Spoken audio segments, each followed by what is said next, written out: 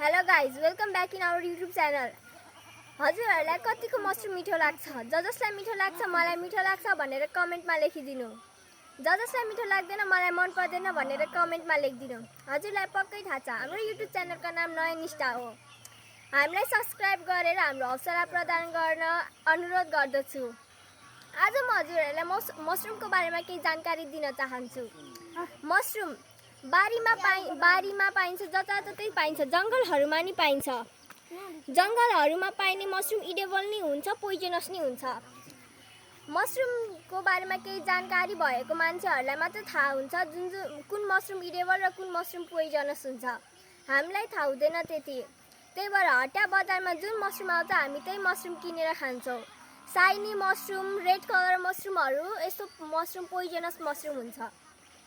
मलाई जति थाहा छ मसरुमको बारेमा आज म त्यति हजुरलाई जानकारी प्रदान गर्न चाहन्छु। यो मसँग दुईटा मसरुम छ।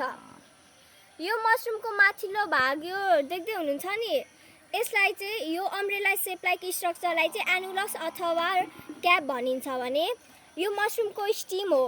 यो स्टिम अनि मसरुमको यहाँ एनुलसको ठ्याक्क तलपट्टि छ रिङ लाइक स्ट्रक्चर, यसलाई भनिन्छ पाइलस।